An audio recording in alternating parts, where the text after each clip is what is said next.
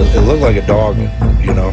They call it like the dog man or something. I mean, this thing was built. I mean, this thing was rugged. I mean, it's something I wouldn't want to tangle with it, you know. One night, I'm sitting there and I had a dead body in my bed. Yes, that's when I started hearing the doors opening and closing and then walking through the house. And so I happened to look up, and I seen that little man dove into that water, and I heard the water splash, and I got scared.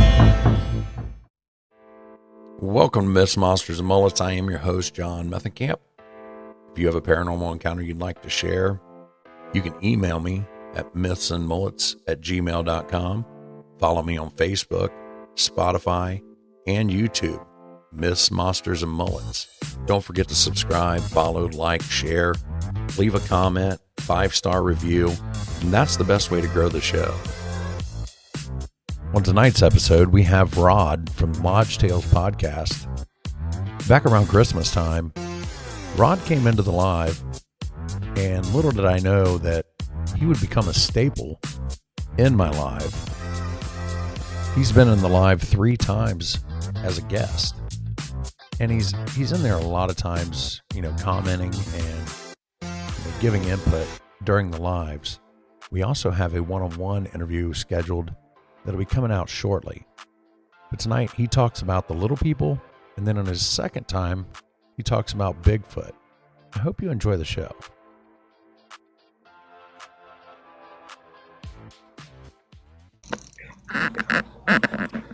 Would you say Pukwudgie? How's it going? Oh, it's going good. How are you? I'm doing good. Isn't that what they're called, the Pukwudgie? Maybe some tribes call them that. I don't know. My tribe calls them Boksitapiks. Just simply means little people. And like... Where are you from? Montana, Blackfeet. Montana. Yeah. But So I keep telling my wife I want to retire to Montana. Would you recommend it? Well, it's if you like wide open spaces, small towns, clean air, clean water. Yeah. Yep. All right. That's 2 votes to 1. We're moving to Montana. You can look up on the internet. Somebody posted somewhere where I seen a satellite image of all these lights at night across the United States, and Montana's one of the states that's just dark. There ain't a lot of people here. Yeah. But no, that's what I want. I want to be about 30 miles from my nearest neighbor. Yeah, that's where I grew up. Our nearest neighbor was actually a mile away, but it's 15 miles out of town. And yeah, that's where I was. Oh, go ahead. So you have I see by your name that you run Lodge Tales podcast. Yeah. Tell us a little bit about your podcast. So with my podcast, I kind of have a niche where all I do is interview indigenous people about their strange paranormal experiences. So a lot of the content on my podcast is from my tribe, because you can go door to door on my res and there's somebody there that's going to have a ghost story of some kind. It's very common. And one of my friends that runs the Strange Familiars podcast down in Pennsylvania, that's where he's out of. He recently went to the Pine Ridge Reservation and he was invited there. Well, anyways, he experienced what I was talking about when I was telling him about these. He's like, yeah, and that's what he experienced. Everybody had stories. That's kind of how it is, on these reservations across America. And I don't know why that is. I have no idea why that is, but you rarely see ghost hunters of any sort come onto reservations and investigate or whatever. But if they were to, there's so much going on there that I think some of them might quit doing it. With the things you would see, it would just be too intense. Yeah. some of these stories and things that happen, they go untold. And that's why I wanted to start my podcast, because for one, somebody that's native isn't really open to speaking to a non-native about these things. But if you're part of a tribe or you're indigenous, and it's a little easier because we basically view things the same in general. You know, we view the world through that spiritual lens that's very similar to each other. So it's easier to talk, and you don't have to slow down to explain certain things. You can just talk. And that's kind of one of the things I've noticed that holds people back. And not only that, we're taught to keep a lot of these things close to our chest, you know, don't reveal too much, you know, because it's if you reveal too much things, say about our ceremonial ways, then those can be replicated. People will try to appropriate that, and they'll hurt themselves or others.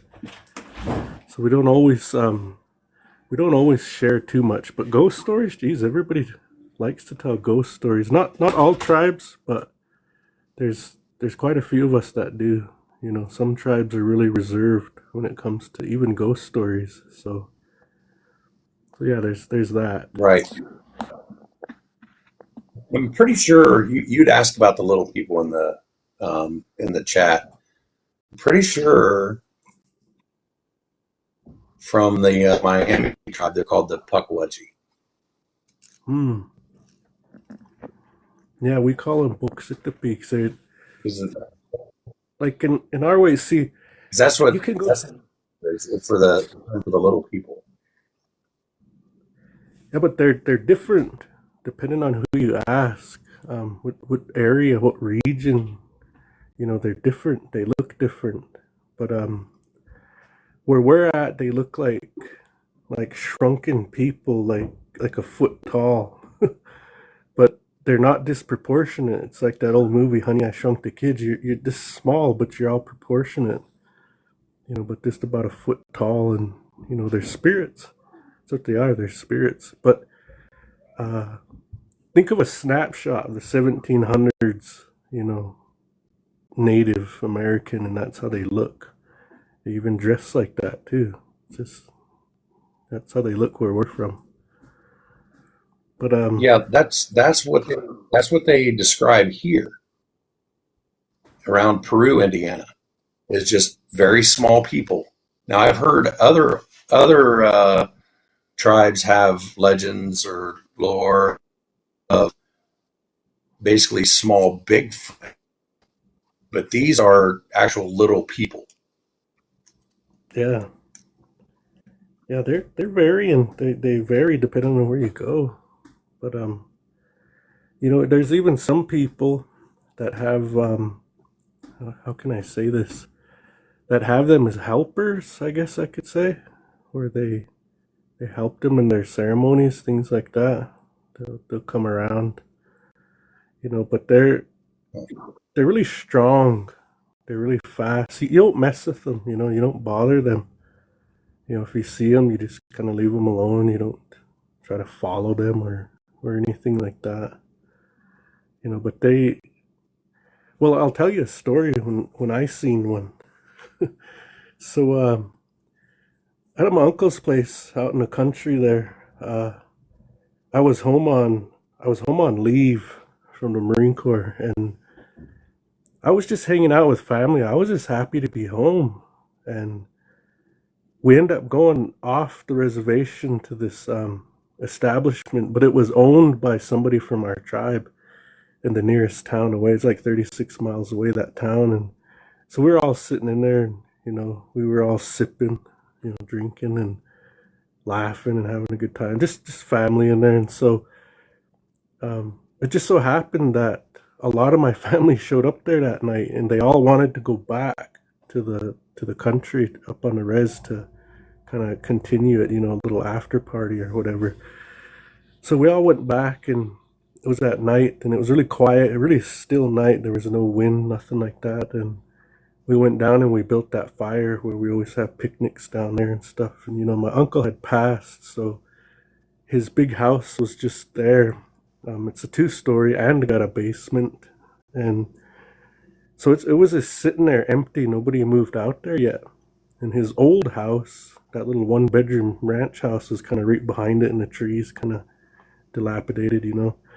But we were down below there, down closer to the river. That's where we sitting there by the fire, just all visiting, just happy to see each other. I was happy to see them, and I was just enjoying myself. Well, before long, see, where he lives, you have to drive up this irrigation canal, and there's a road alongside that irrigation canal that we just call the ditch bank road, and you have to take that to his house, and then you turn off and go down and pull down into his house. Well, if you keep going further, you'll eventually go down to that river where we's at.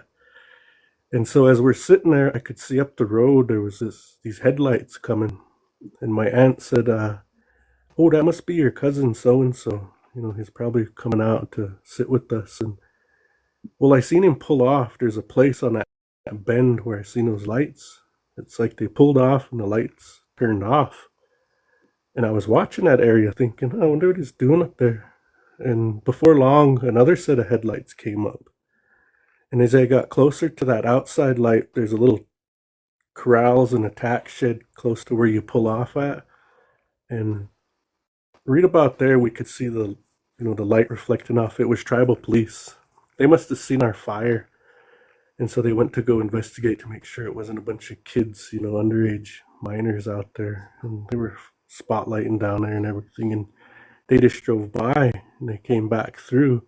It's a place to turn around right up the road there. They must have turned around there because it wasn't long before they came back. They flashed their spotlight again and they left. Well, I'm still sitting there thinking, geez, I wonder if my cousin pulled up there. I wonder what he's doing over there because I didn't know where he went. I just seen those headlights turn off and I just thought he was sitting there, but I couldn't really see up there. So I start walking. I told them all, I'm going to walk up there, go see if he's up there in his car or whatever. And I get up to that spot, which is about 350 yards away, old house, and I'm walking down and there's nothing there. There's nobody there. So I go a little further. If you go a little further on that bend, it straightens out and you can see kind of far on that straightaway. So I walk down that and just see if he's there. I don't know what happened to those lights. It was weird. I didn't even think about it after that. Wow, there's nobody here. Jeez, maybe I didn't see and he just turned around and left. I didn't know what to make of it. So I start walking back.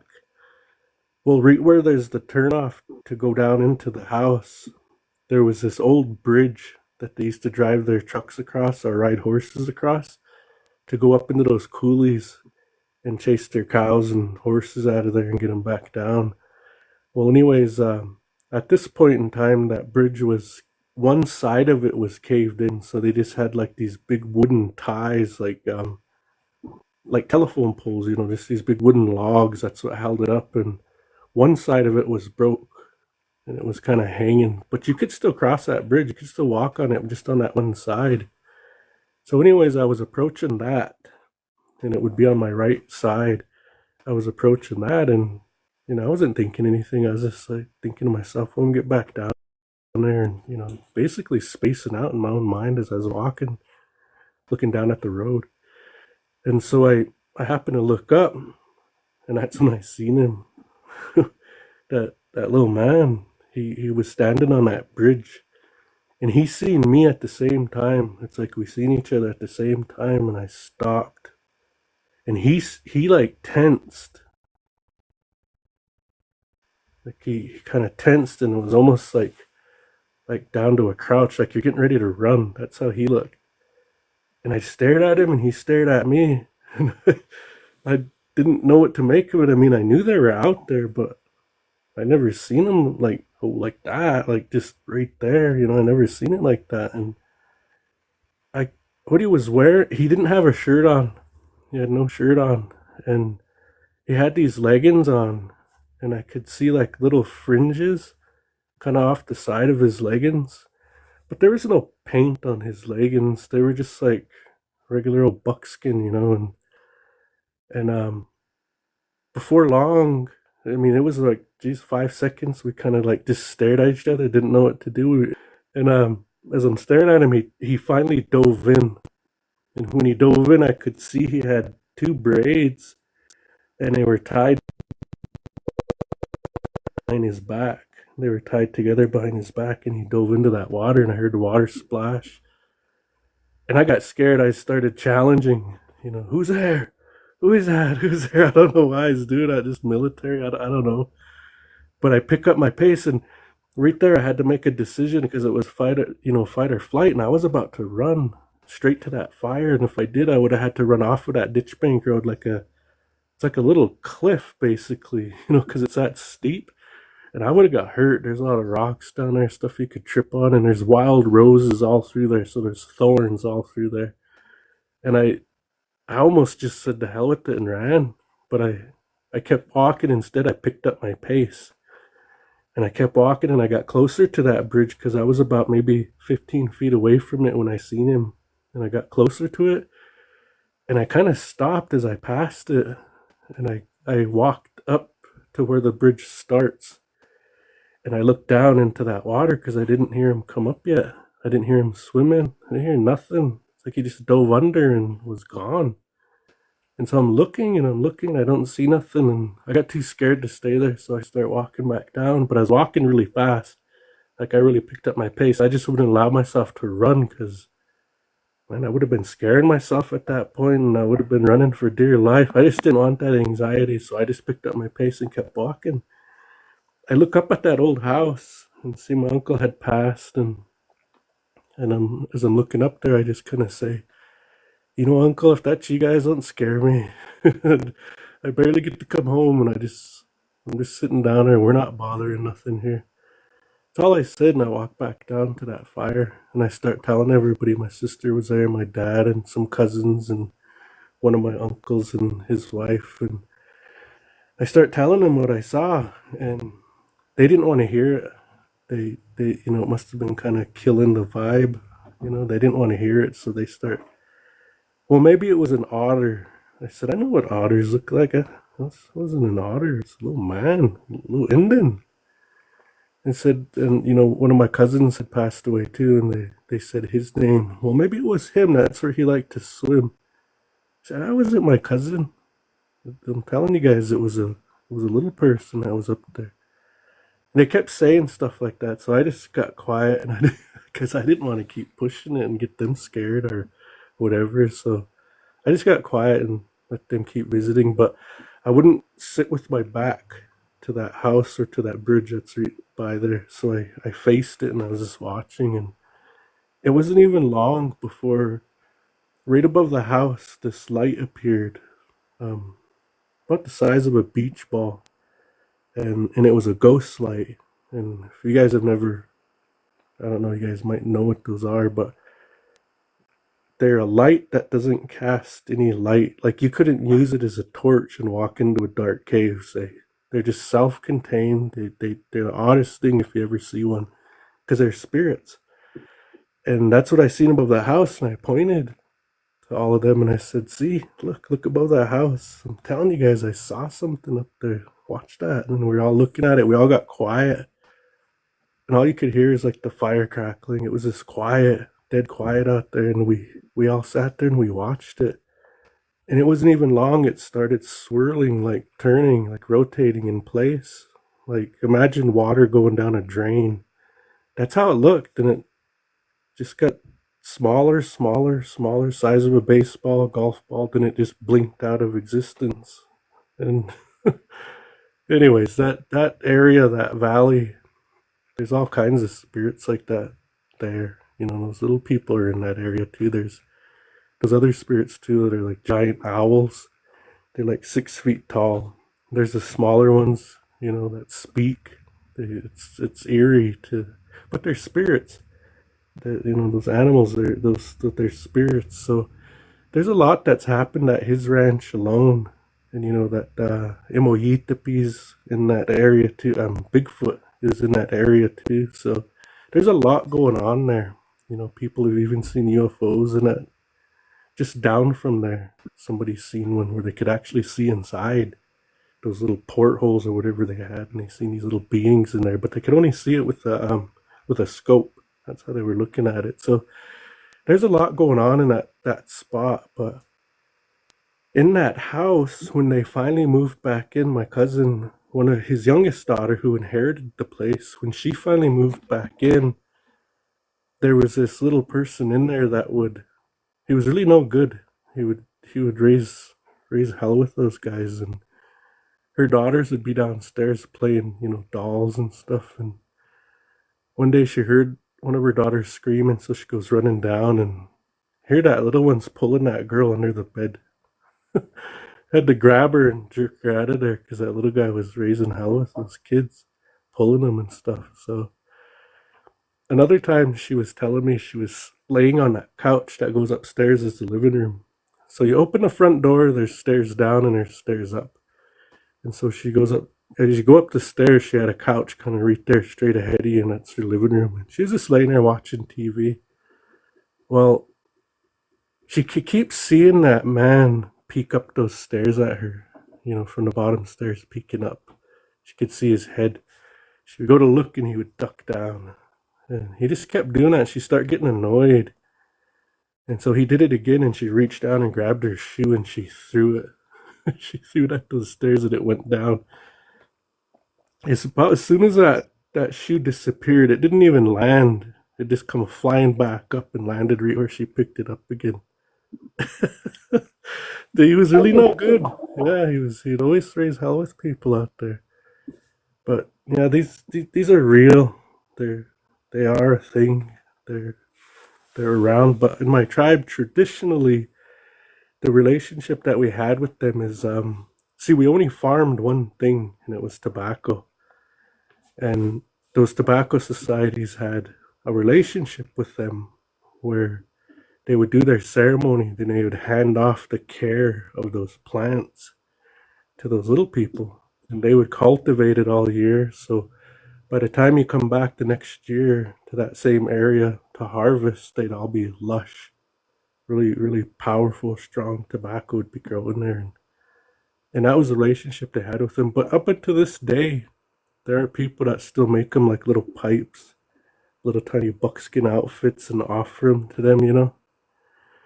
But like I said, you're not supposed to mess with them. There was this lady. So my cousin, she was always hanging around these holy people, these spiritual leader and his family. They're all really into the ceremonial life. And when she was a little girl, she walked in as those older, our aunts were telling stories, and she was young at the time, about 12. You're not quite allowed to come around and listen to those types of stories when you're that young. You're not quite there yet, so they'll shoo you away. Well, her and her other little cousin, they walk in, and those aunts didn't notice them there. So all they heard was, yeah, that woman, she did something to them, to those Boxita Peaks, and when she went to sleep, they kept her asleep, and they opened her mouth, and they took out all her teeth, and they just put them back in the old way. And so when she woke up, she really had a hell of a time talking. She couldn't pronounce words right. But that was those little people that did that to her.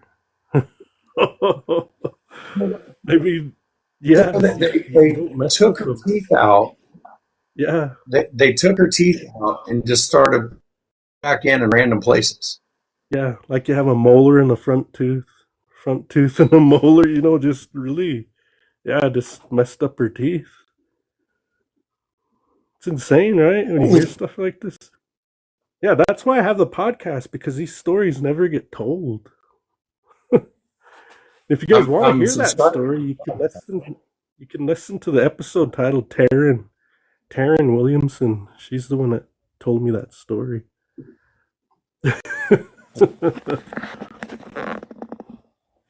I didn't ask your name.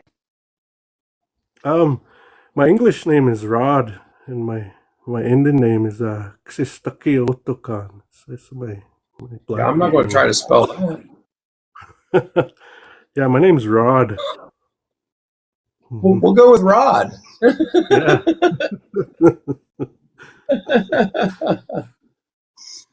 Well, Rod, I am going to message you after this live because I have a ton of questions for you. But the first question I want to ask you before you leave, when you said the little person jumped into the river, how deep was that water there? Well, if you were to get in there, let's see, and put your hand up, about 6'5", probably, about 6'5" deep in that, because it's like a little green hole right there off of that bridge. Yeah. Okay. And you were saying that the little girl that was getting pulled under the bed, it was one of these little people that was doing that? Yeah, it was that one that stayed in that house. He was really no good. See, when I was small, I don't remember this, but my mom told me there was a rule because there was so much livestock around that I couldn't. They had toys for kids there, just everybody toys. Like, but you can't take them off the ranch. My aunt used to keep toys for any of the little kids that would show up because there was always ranchers coming and going, visiting family, this, that, and the other. But they always kept a certain amount of little toys. Well, the rule was at the end of the night, when the sun goes down is when we all have to come in because those spirits will play with you and you don't want to get hurt out there. So they always made us kids come in when that sun went down. And we couldn't leave those toys out. We had to always put them on the porch, my mom was saying. So they would do that and we would leave, and go back to our place. And my aunt was telling my mom one time, she says, geez, I don't know what's going on. She says, I think those little people are playing with your boy. Because the first place he goes when he gets here with those toys, like a little wagon, I see him, he's stacking wood in that wagon and he's dragging it. He says, I think they're having him help them get wood. Because that's the first place he goes is right down behind this house here, that little trail. And when you guys leave, we wake up in the morning and those toys are all down there again after we've all put them away, so they keep going down there.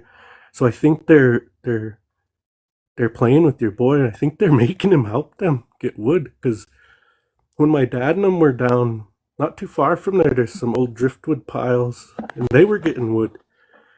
And they pulled a truck up in this one way because it's kind of too bumpy and like really rough in that one area. So they pulled a truck up so close and they were walking over, kind of scouting out a place like around that big old driftwood pile to see if there was some better wood to get. And as they were walking, they looked down and they seen this little wagon as they were walking through the grass. And when my dad was telling me this, I'm thinking to myself, a kid's wagon that you pull by the handle, And so I'm listening to him and he says, yeah, we seen this little wagon. So we didn't bother it. We just walked by it and we picked out a spot to get wood. And so we were going to move that truck to a better spot that we had kind of figured.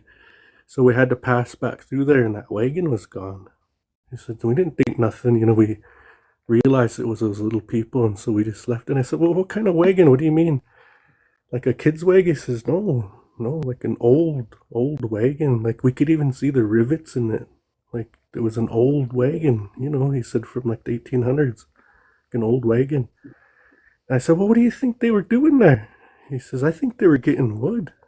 And we kind of surprised them, so they all hid. Because by the time we walked back through, about 10 minutes later, it was gone.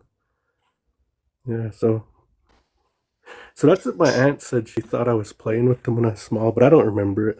I was too young. I must have been about 4.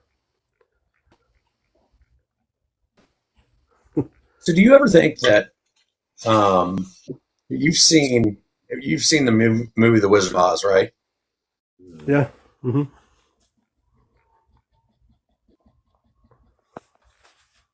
I think that sometimes Hollywood or these authors and things, they know more than what they let on. Because when you start describing these little people and the things that they do, kind of reminds me of what they described the Munchkins as in The Wizard of Oz. They run and hide when somebody new comes around, things like that. I wonder, because they're spirits, I wonder why they even need wood. Like, what are they doing with that? I'll tell you one more story. So, up across the medicine line, I'm talking like you guys are Indian. Up across the border to Canada, we have our other bands to our tribe up there. Where the Umpscopy, Picanni, you got the Gaina and the Siksika stay up there. 3 bands that make up our tribe. Well, up in Canada, there's this place called the Sand Hills, and that's that has a really big significance to us. We avoid it. We avoid that place because of the things that take place there. And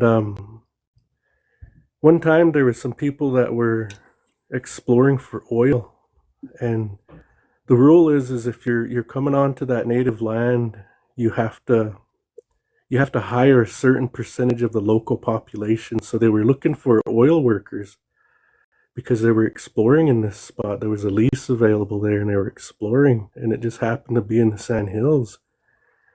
Well, they couldn't find any Blackfeet that would go with them. They said, "Yeah, well, where are you gonna explore at? Where are we gonna work?" And they'd say the Sand Hills, and who those Blackfeet would just walk away. And no, we ain't gonna go there. And so time went on, and they couldn't get anybody to help them, so they just took their own crew. It was okay, they was like, "Well, nobody can work with you," and the people that were working with them were like coordinating with them from the tribe was, "Oh, just go ahead then, go ahead. You don't have to, let you slide this time." And so, anyways, they go out and they're exploring for oil, and all of a sudden they pull stakes and they leave.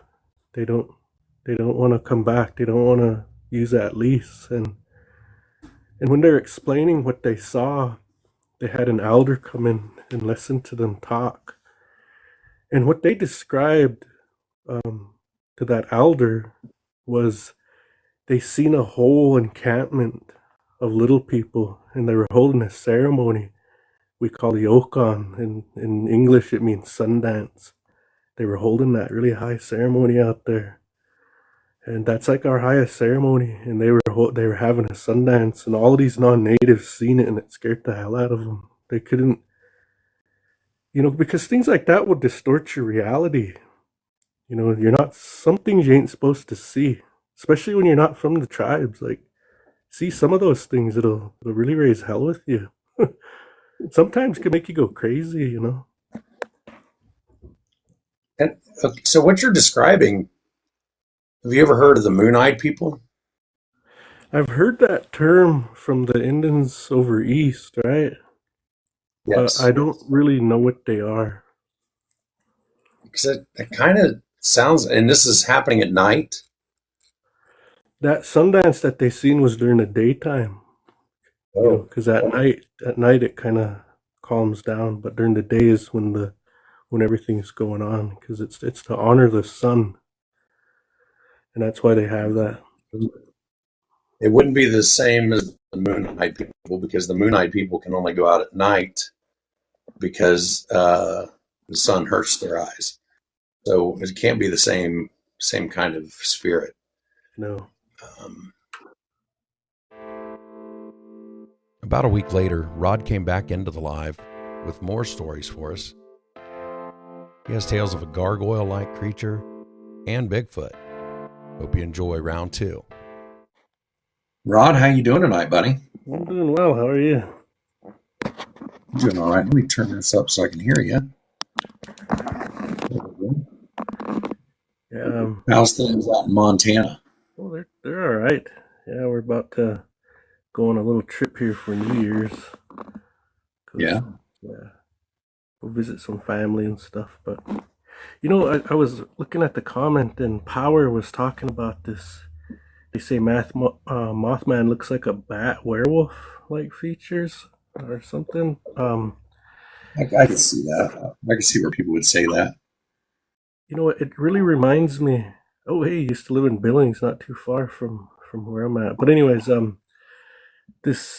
my wife's uncle, right? He's a spiritual leader. He's got a lot of rights and medicine and things like that. So for all intents and purposes, he's a medicine man. But one time he was driving on this road called 7 Mile Lane, and it's one of the more spooky or strange roads on our reservation. It actually leads off of our reservation to a little town called Depuyer, and it's just this dirt road. It has like one big curve in it, and basically it's straight the whole way. A couple more curves toward the res side, but It's like the straightaway of dirt road. Well, anyways, when you come off of the res and you're driving up that road, you hit a slight incline until you kind of level out, and you're right. You can see the Rockies like right on to the right side. It's really a beautiful view from that place. We've taken pictures there a few times. But back to the story. He was coming up on this huge 90-degree turn to the left, and right there's a fence post. You know, like how they tighten them up. They have these weird little tightening stations. I can't remember what they're called, but that's where they tighten up the fences. This one had basically railroad ties there. They're still there today, but and it's right on the corner. Here, when they were driving by, it was toward evening, and they seen something huge, just huge, sitting on that railroad tie on that corner.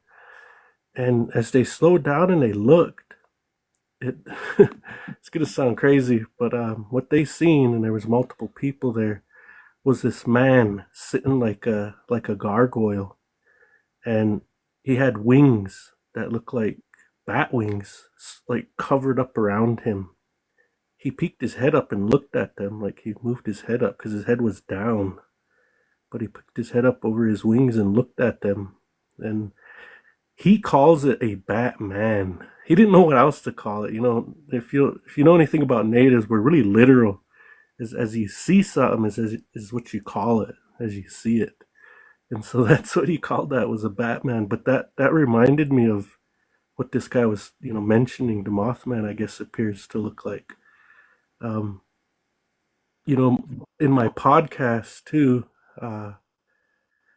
there's been a few stories that were really memorable so far that have come out. And one of them goes like this.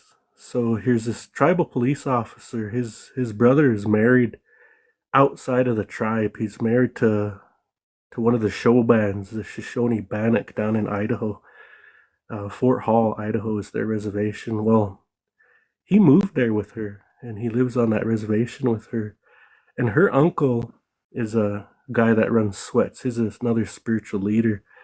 And one time, I guess he was telling my friend that they were out sweating with him. He said he joined their ceremony. And when they were in that sweat lodge, it wasn't long, something they heard walk up, and it pulled one of those sweat lodge covers off, and it was looking into the sweat lodge at them.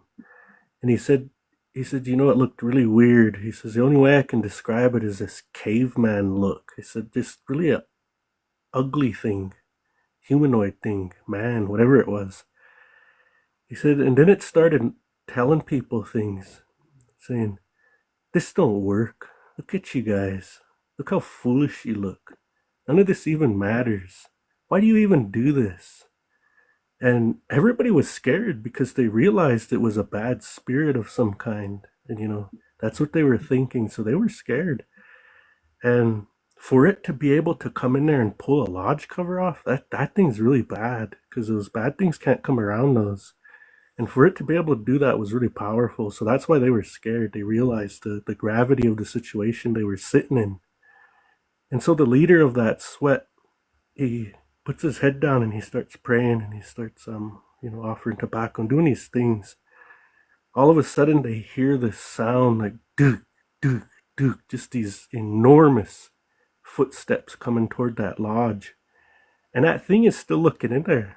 It'd be cussing, mocking them, everything, really bad. And these footsteps walk up to it, and it picks it up. That thing, that caveman looking thing, gets picked up, and it starts screaming, let me down, let me down, let me down, let me go, let me go. And it's this frantic screaming, trying to get away from whatever grabbed it. And as it's being held, the thing that grabbed it looked in there at them, made sure they were all right, and it closed that lodge cover. And what they seen that closed it was a Bigfoot spirit. It was Bigfoot. And so Bigfoot, they hear these steps, dook, dook, dook, and it carries that thing away, and its voice just fades. Let me down, let me down, let me down. Till it goes over that hill and it's gone. This spiritual leader had one of its helpers as one of those Imoyitapis, one of those Bigfoots was its helper. And the guy that told the story, my friend's brother, was amazed because not a lot of people in our tribe, the Blackfeet tribe, have Bigfoot medicine like that. It's there, but it's really, really rare. But this guy had that, and he got to witness it that time at that sweat lodge. So you make of that what you will. You know, there's a couple schools of thought within the Bigfoot community, like it's just this physical thing.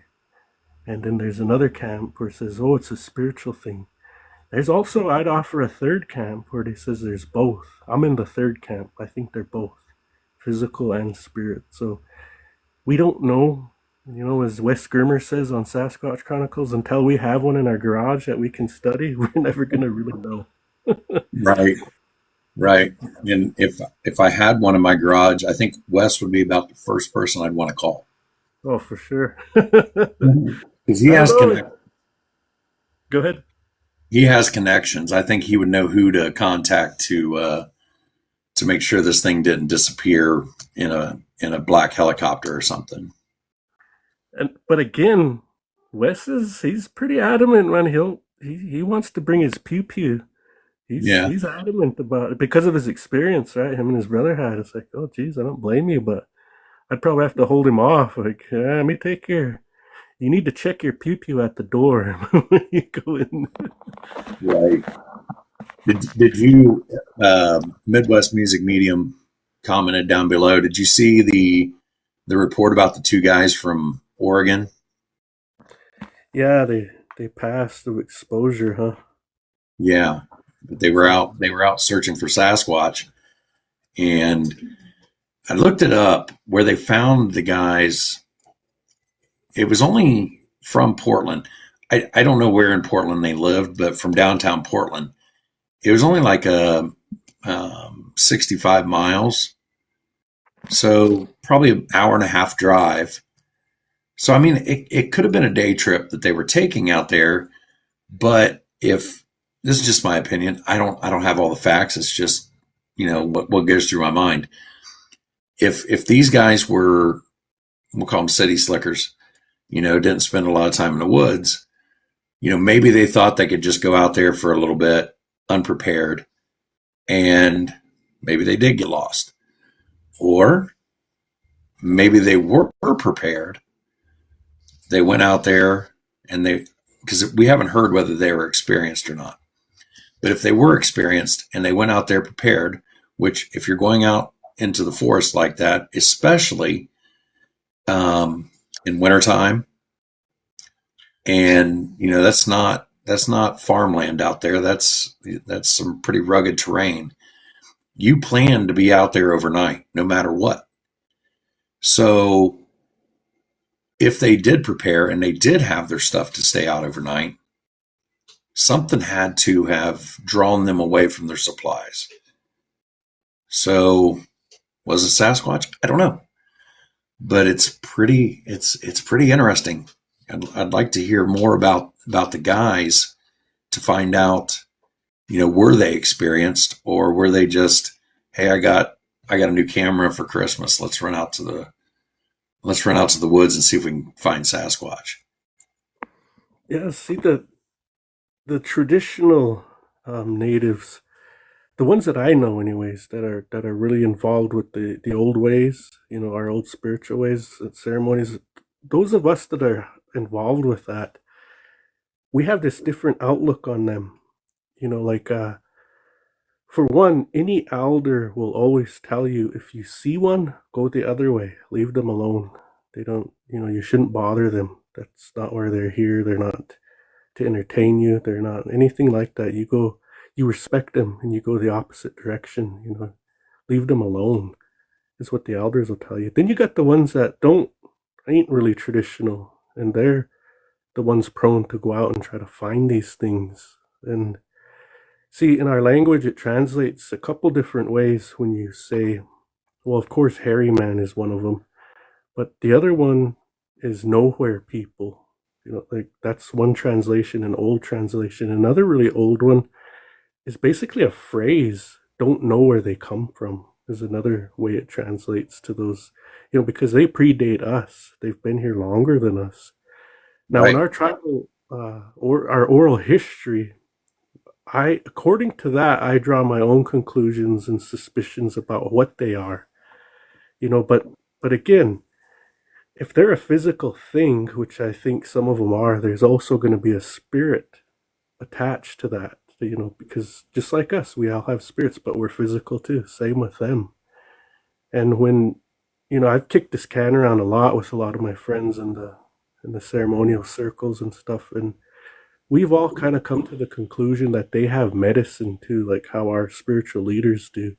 Because there's medicines to travel, to shapeshift, to do all these things, and we all kind of suspect that's what they do too. They have that same ability that our elders have, went out and sought, with fasting, which people call vision quest. You get these certain gifts to help people, and I think they have that too, because in order to get those gifts, you got to be out in nature. You got to go seek them. You got to go out.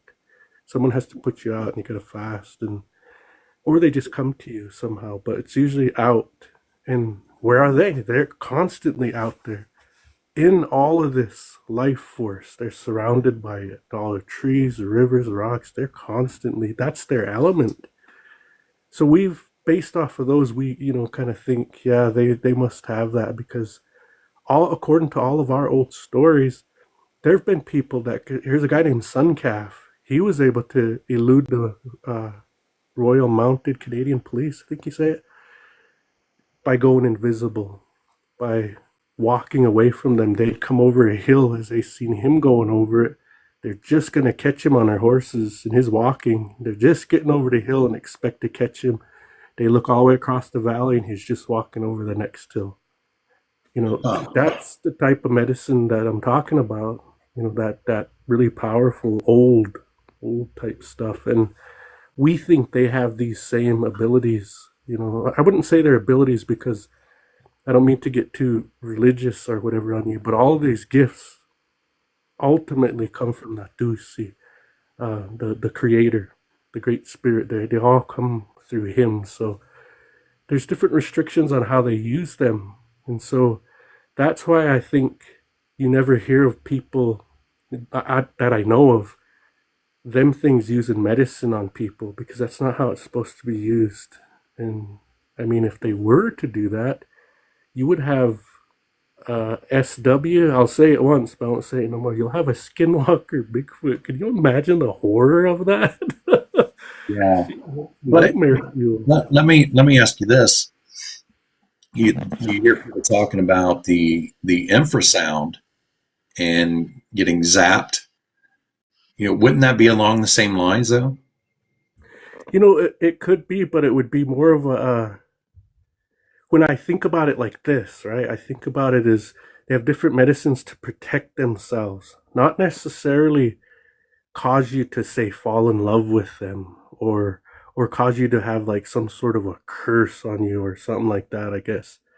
Yeah, they would have things to protect themselves too, because a lot of that medicine isn't necessarily positive. You might have a good person that has a negative type medicine, which is like war medicine. Like you might have that to where you're using it not necessarily in a positive way, but it's positive for your people and for your group that you're with to protect yourselves. So yes, I do think that, in some cases they have it like that, but somebody shooting it at you, like here's this one man too who was saved actually by a dog, but somebody was using medicine on him and they shot it at his foot. And this was miles and miles away, the person that did it to him. And when it hit his foot, he was going to pass in 4 days. He had 4 days, but he knew what to do to beat it. And anyways, long story short, he ended up beating it. But, that's an example of bad medicine, when someone's doing something to you to make you just be unalived right then and there. See, now you hear stories of people actually being physically torn apart, thrown in trees, different parts, So yeah, it can be, because there's a balance in nature, so there can be bad ones and good ones, and, things like that can happen. Some people have the unfortunate circumstance of running into a bad one that's willing to do something like that. Then of course you go further north, like up into Alaska. Geez, those ones don't play. They're really mean. They're really, really mean and aggressive. These ones down here, down south, ain't as bad in general. I'm making generalities, but every story I hear from Alaska, from the natives up there, they're mean, man. They're brutal, you know. So going along that line of, the violent, well, we don't even know if it was Sasquatch, but the massacre at Land Between the Lakes. What's your thought on that? I don't think I've heard that one. Oh, really? Yeah, I'd have to look that one up. What happened there? It was back in, I believe, the early 80s. This family went camping at Land Between the Lakes in Kentucky, and when people they got attacked, and some of the reports say that when the Rangers arrived, the little girl, I believe it was the little girl, um, they found her mutilated body up in a tree, Mm. and the rest of the family was scattered. Let's put it that way. And after the incident, um, the Park Service or whatever came in and leveled this campground, basically cleansing the area of any of the record of anything that happened. Yeah, see, something like that. I think a number of things could have happened. You could have ran into some of those bad ones I was talking about, or they have territories too that you're not supposed to go into, right? Like I know of a place where you're not supposed to go into, and it's got a lot of beaver dams and things like that. It's on our res. It's right up by Glacier Park. You can't go in that area. They'll run you off. Now, So that it's interesting you bring up the territories thing, because it's also reported that Dogman is in the area, and basically Sasquatch and Dogman have a territorial dispute basically down there. But you see the Dogman more in the northern part of the park, and Bigfoot in the southern part of the park. So it's also rumored that it was a Dogman, not a Sasquatch, that did it.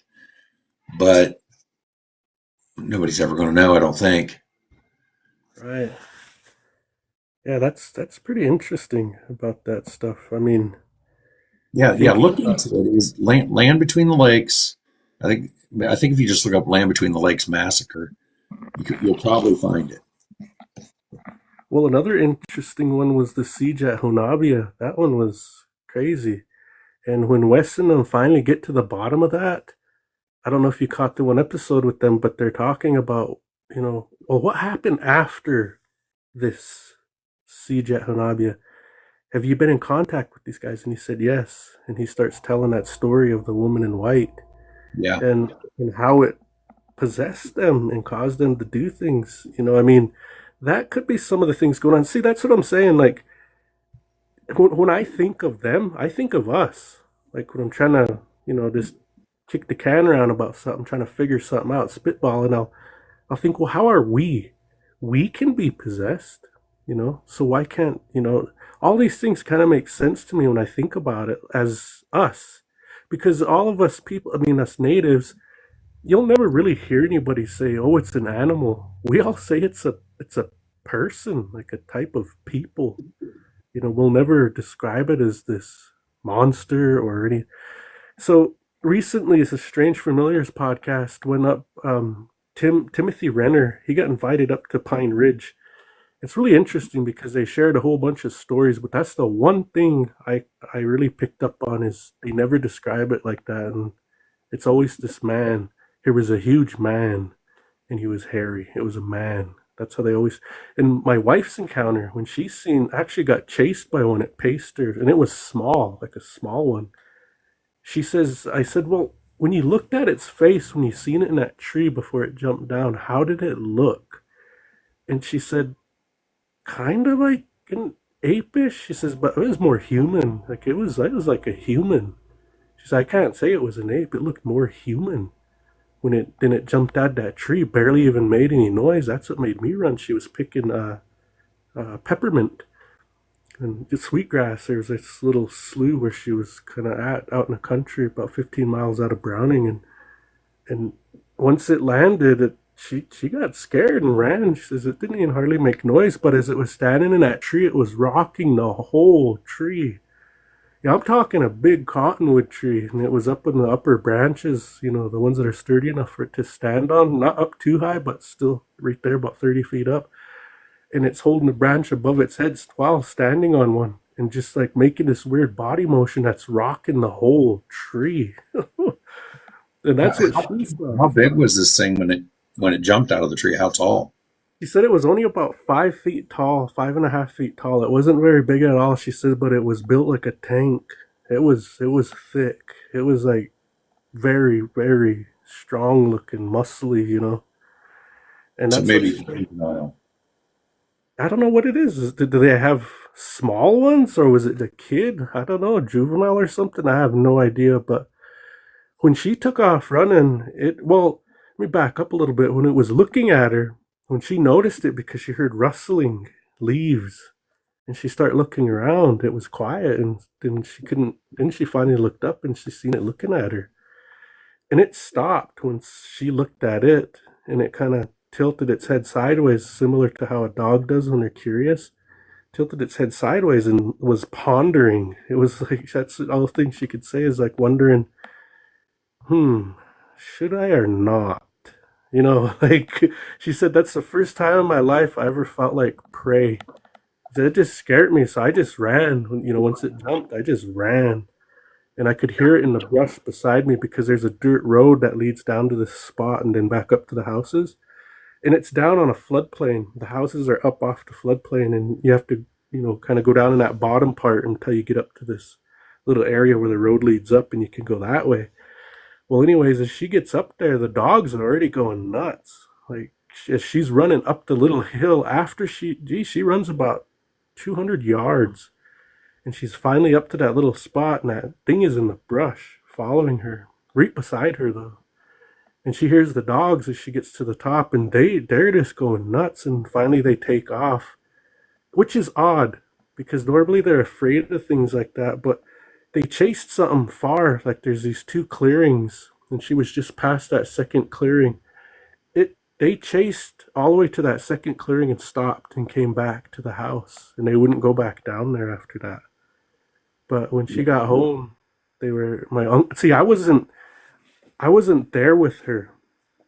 We had actually gotten into an argument, and she was going down there to kind of like cool off and do something that's gives her peace. Well, just my uncle was home alone, and it was her.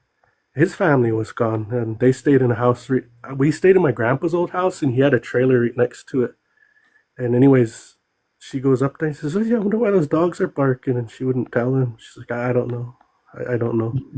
He just goes back into the house. I'm going to remember this next time my wife and I are arguing. I'm going to send her out to pick some mint and some sweetgrass. I don't know, man, but it's common. It's common where the woman's alone that they come around and raise Cain with them. I don't know what that is. That it's not unheard of though. That it happens. It's a thing. Maybe they don't feel as intimidated with the female as they do with a male.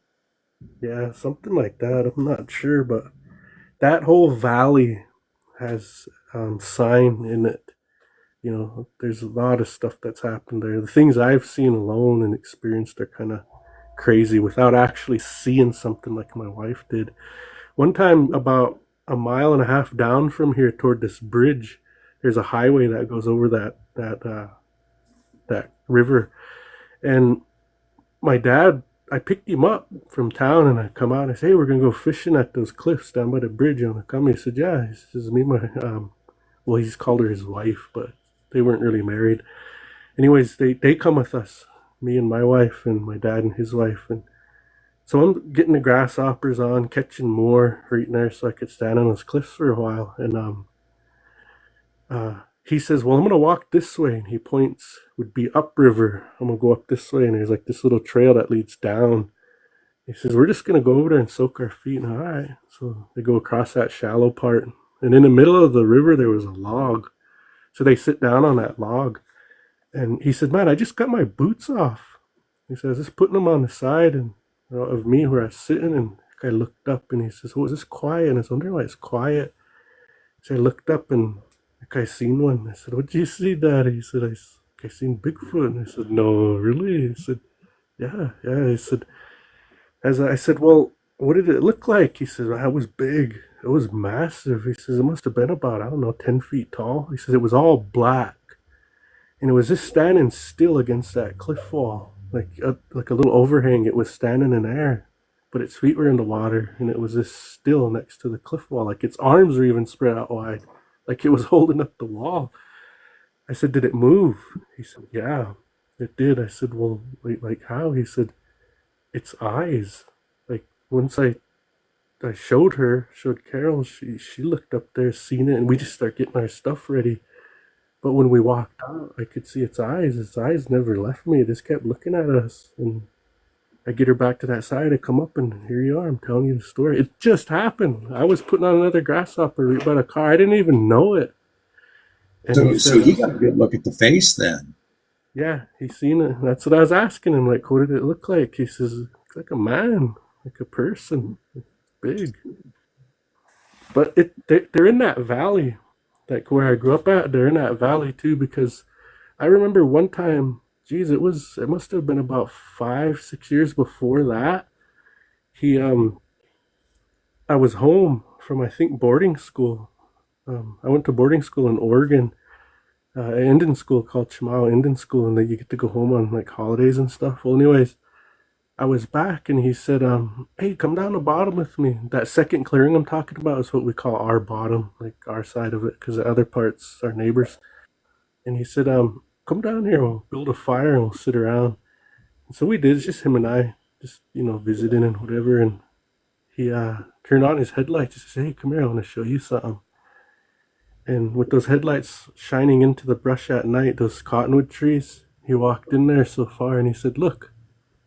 I looked up and there was this branch. It was huge branch. Like 3 people could hang off it and it wouldn't break, but it was broke and it was green. It was a green broke branch and it was laying on the ground. He says, how do you think that broke? And I'm staring at it and the first thing is the wind. He says, but look all the way up the tree. See those ones up there? Those would break first when the wind blows, right? Because of how it blows on. I was like, yeah, you're right. I don't know how that broke. I don't know. Maybe somebody pulled it, like roped it with their horse and like dallied up and pulled it. He said, no, there's no marks on that branch. Look at that branch. I start looking at it. I said, man, I don't know how that broke, Dad. And he looked at me and he said, I think it's Bigfoot. And I said, no, no, it's not. Really? That's what you think? He said, yeah. He said, I see this stuff all over down here. He says, I've been riding, horseback through here quite a bit lately. And there's these weird things all over in here and I can't explain them, but I think it's that hairy man. So when Becca and I end up coming out to Montana, you're gonna have to take me out there. Yeah, Tamed, that's right on the res. It's down below there. We might even find something. I know if you go over by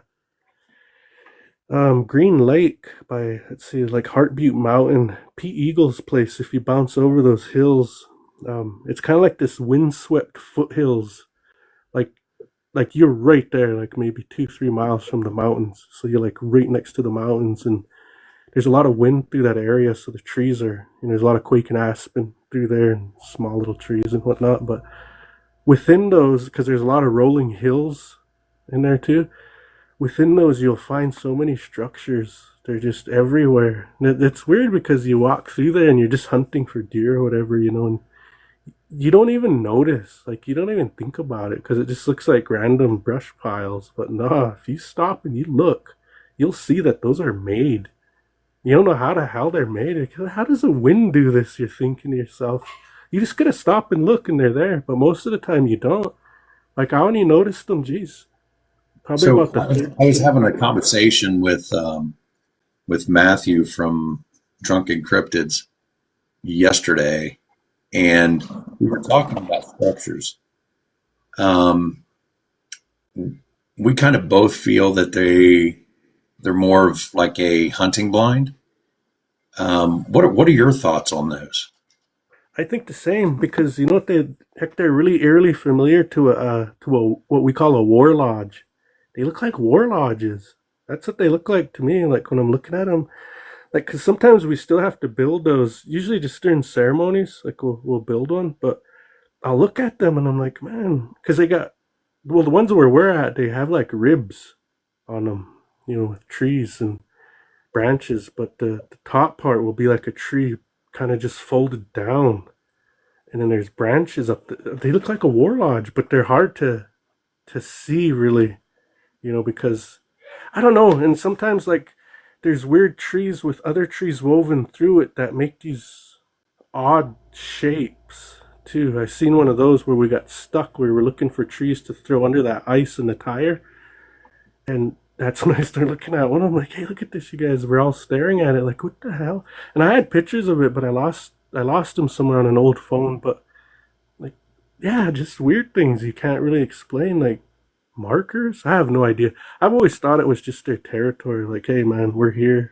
If you know another tribe of you come in, like, go away because we're hunting this area, something like that. But That's another that was another thing that we were talking about is maybe they're not so much like waypoints, but more like territory markers.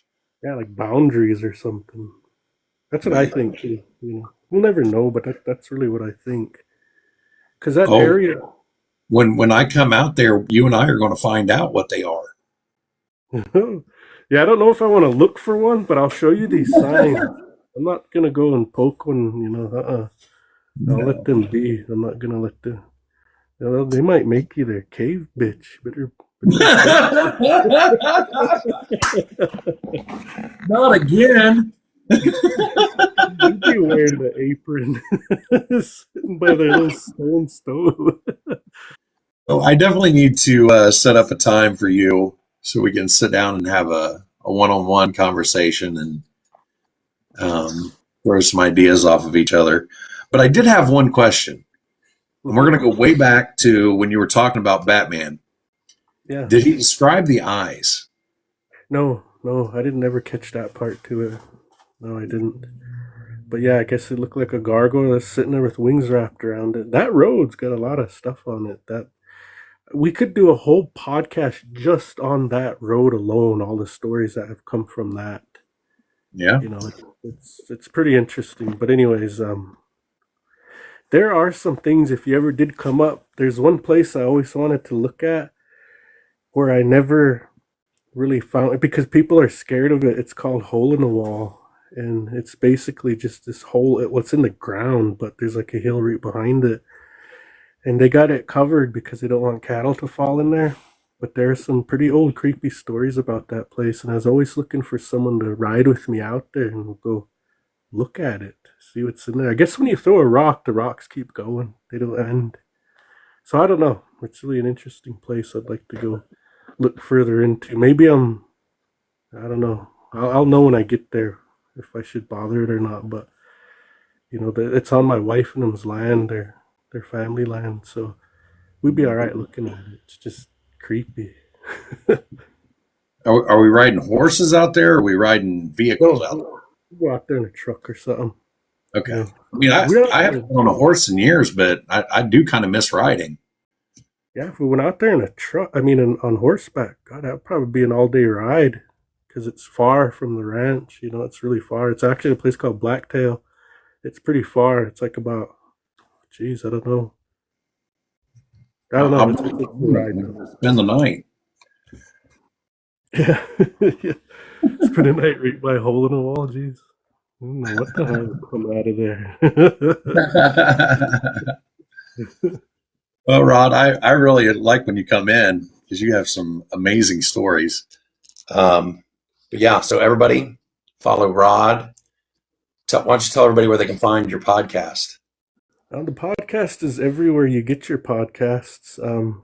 But if you want the members only kind of exclusive content where I save like the really juicy stuff, You have to become a member on Patreon, but you just search for Lodge Tales once you're a member, and it's $5 a month. It ain't much.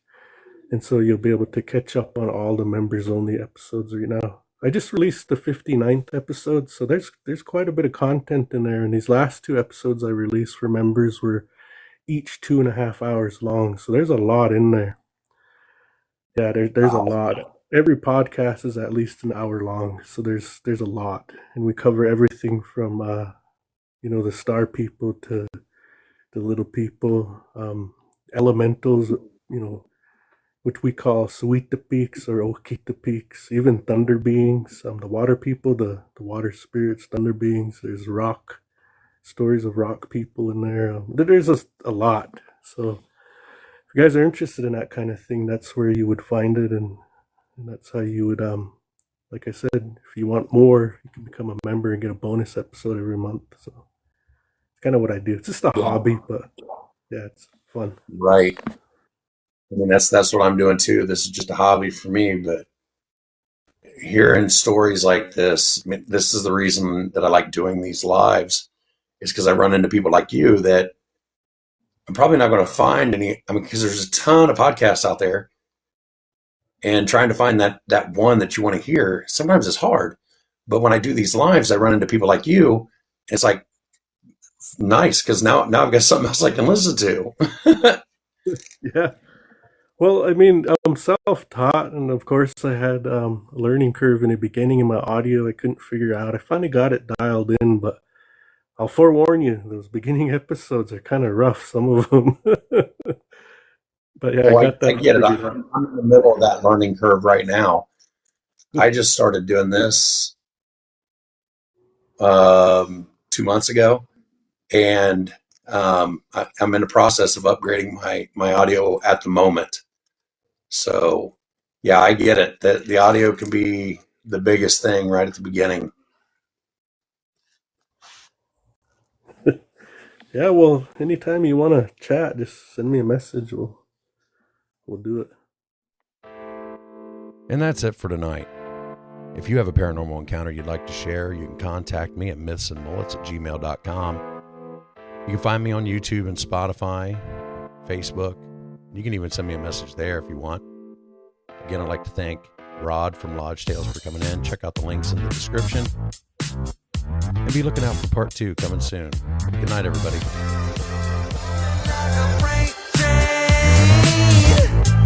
Like we do.